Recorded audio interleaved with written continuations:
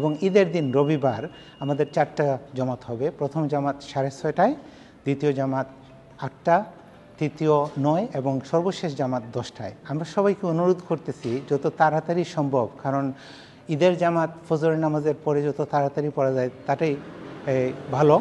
তো আমরা আশা করতেছি আপনারা সবাই তাড়াতাড়ি মসজিদে আসবেন এবং নামাজ পড়বেন।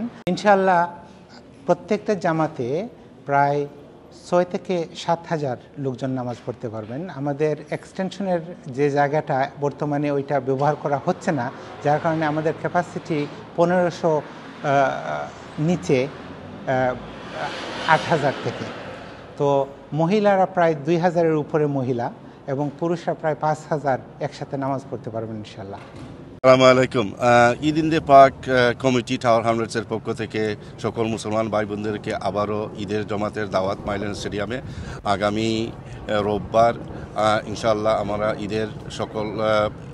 ঈদের জামাতের সকল প্রস্তুতি সম্পূর্ণ করেছি। ইনশাআল্লাহ আগামী রোববার দিন সকাল 9:30টায় ঈদের জামাত মাইলেন স্টেডিয়ামে হবে। সকল মুসলমান ভাই বোনদেরকে আমরা দাওয়াত দিচ্ছি, আপনারা মাইলেন স্টেডিয়ামে এসে আপনার পরিবার পরিজনকে নিয়ে আপনারা সবাই একসাথে আমাদের সাথে ঈদ উদযাপন করুন। এবং আমাদের অনুরোধ থাকবে, আপনারা যারা স্টেডিয়ামে আসবেন সবাই আপনারা পায়ে হেঁটে আসলে ভালো হয়। যাদের দূর থেকে আসা, আপনারা এসে যদি পার্কিং করেন আপনারা একটু সেন্সিবলি পার্কিং করবেন, যাতে আপনাদের পার্কিংয়ের কারণে অন্য কারো কোনো অসুবিধা না হয়। এবং আপনারা ঘর থেকে অজু সেরে আপনারা যদি আসেন তাহলে ভালো হবে। আপনাদের সবাইকে অনুরোধ করব, আপনারা 9:30টার জামাত আপনারা 9টার আগে চলে আসলে ভালো হয়, কারণ আমরা সব সময় আমরা দেরি করতে হয়। এবার কিন্তু আমরা অন টাইম আমরা শুরু করবো ইনশাআল্লাহ। আমরা একসাথে এখানে প্রায় 10,000-এর মতো ফ্যাসিলিটিস আছে। আশা করব আমরা আগামী বিগত দিনে আমরা 10,000-এর উপরে হয়েছে। এবার যেহেতু গত ঈদুল ফিতরে আমরা জমাত করতে পারিনি, আবহাওয়ার কারণে ক্যান্সেল করেছি। আমরা আশা করছি যে এই ঈদুল আজহার জমাতে 10,000-এর উপরে বেশি মুসল্লির সমাগম হবে।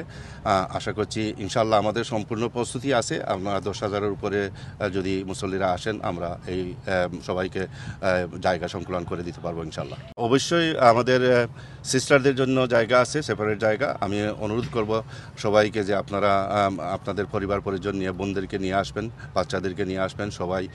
So, Alhamdulillah, Allah subhanahu wa ta'ala has once again given us tawfiq to observe the 10 days of Dhul Hijjah.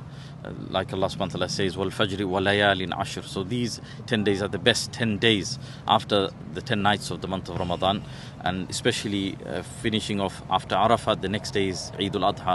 So Alhamdulillah, the Myland State, we will be holding the Eid al-Adha event in the Myland Stadium, organized by the Eid in the Park Committee in collaboration and partnership with Lonely Orphans. So this is a wonderful opportunity for us to observe one of the greatest sunnahs of Rasul sallallahu alaihi wasallam.